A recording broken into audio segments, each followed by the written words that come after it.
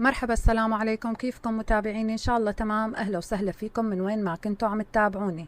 معكم ام بلال من مطبخ العربي في المانيا، واللي جديد على القناة يشترك ويفعل الجرس لتوصلوا كل وصفاتي. بنستفتح معكم الفيديو بالصلاة على النبي، وبمناسبة عيد الأضحى المبارك رح أقدم لكم بتيفور خروف العيد.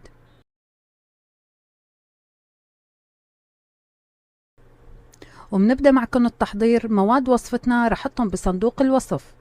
معانا 200 جرام 225 جرام زبدة نباتية مثل ما شايفين.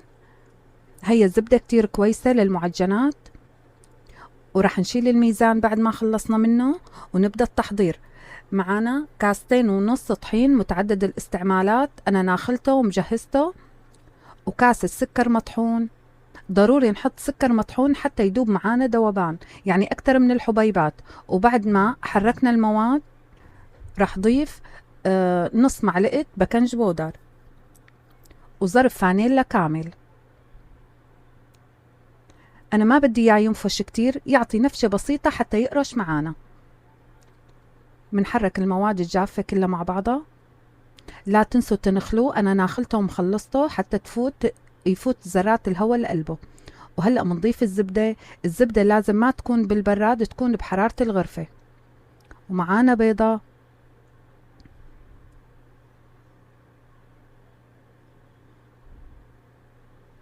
كمان البيض لازم يكون بحرارة الغرفة. وربع كاس الزيت. الزيت بيعطيها نشافة، ما بيخليها انه ترتخي معانا كتير العجينة. وهلا بنعجنهم كلهم مع بعضهم، ما بحاجة العجانة لانه كتير سهل وطري على الايد.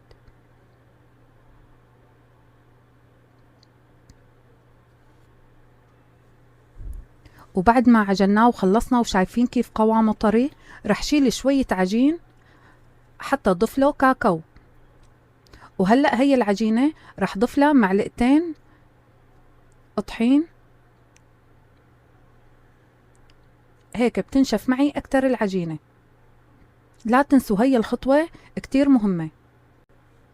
وهلأ بعد ما عجنت العجينة البيضة، هلأ شايفين هاي كيف أنا أصلا شلتها هيك حتى تشوفوا قد شلت من العجينة.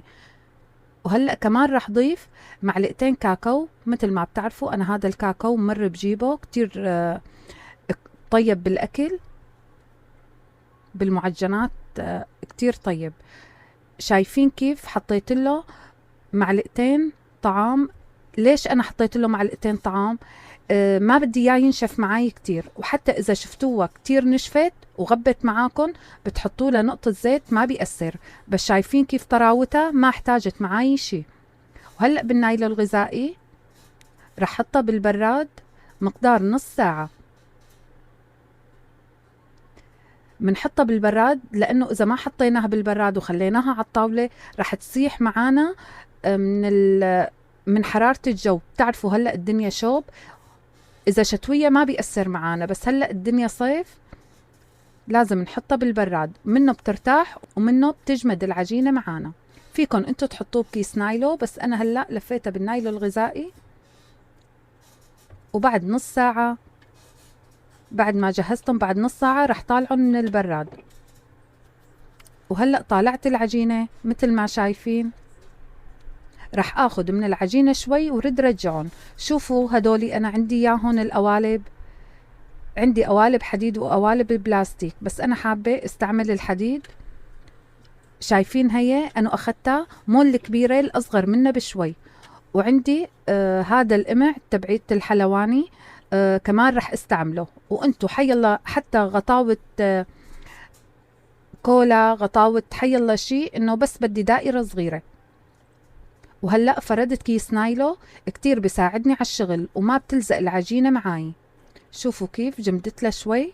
رح اخذ نصها تقريبا ورجع الباقي على البراد. وهلأ برد بحط كيس نايلو حتى اذا عملته على الشوبك ما يلزق معاي.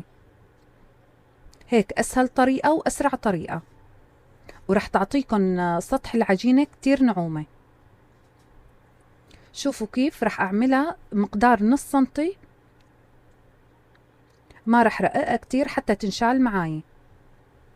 وأنا هون جهزت صينية حاطة عليها ورق الزبدة، وهلأ منقطع العجينة مثل ما شايفين. حي الله قالب مقرقش عندك هيك بصير، حتى لو عملتوا دائرة ما عندكم بالكاسة ساويتوها ما بيأثر.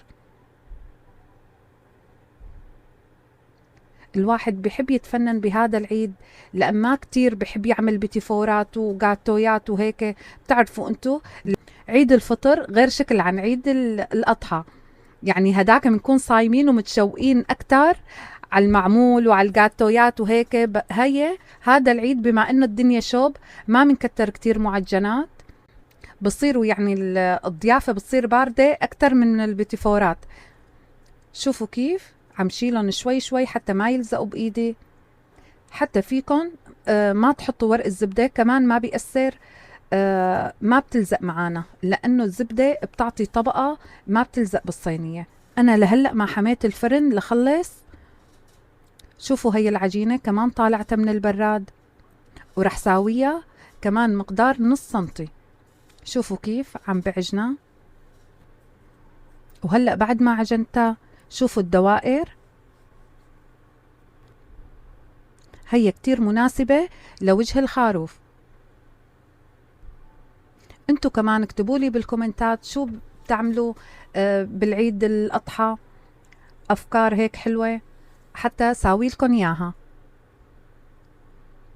شوفوا كيف وين رح حط الوجه. بعد أنطرتين من العجينة البرانية عم حطها. ويلي محتار شو بده يعمل بالعيد أفكار أو معجنات، أنا عاملة كتير معجنات وبتيفورات خرج العيد. فوتوا على قناتي، عاملة معمول، عاملة كعك مالح، كل شي خرج إنه ينعمل بالعيد أنا عاملته بقناتي. نوروا قناتي وشوفوها للأخير، في كتير أفكار حلوة. وهلأ بعد ما خلصت الوجه شوفوا هيك دعبلتن، أخذت قطعة صغيرة ودعبلتن ورح حطن الإجرين.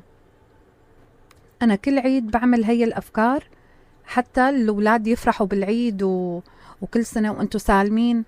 شوفوا هلأ رح ساوي له القرون. طريقته كتير سهلة بس بدها طولة بال. وهلأ صار ياخد شكله بعد ما حطيت له قرونه. شوفوا كيف طالع خروف كيود. وهلأ بالعجينة البيضة رح ساوي عيون الخروف. أولادي ساعدوني شوي ودعبلوا لي هدول الصغار وصاروا يقولوا خروفي أحلى، لا خروفك أحلى. وهلأ أخذت شكل الخروف. طبعا ما رح أحط لهم تم حتى ما يصير خروف زعلان وخروف عم يضحك، بكفي هيك عيون. وحميت الفرن على 200 وهذا كان شكل المطلوب. شوفوا مقلزه كيف طلعوا صينيتين عندي، واخر صينية الصينية الثانية بنتي حطت هدول لمسات الأخيرة انه حطت لهم عيون إضافية كمان من العجينة الكاكاو، وكتير طلع منظرهم حلو. وهي كانت وصفتنا لليوم. كل عام وانتم بخير وكل سنة وانتم سالمين، ولا تنسوا دعمكم للقناة وتشيروني لأصدقائكم. يلي بيشوف قناتي لأول مرة يشترك ويفعل الجرس لتوصلوا كل وصفاتي. وكانت معكم ام بلال من مطبخ العربي في ألمانيا، والسلام عليكم ورحمة الله.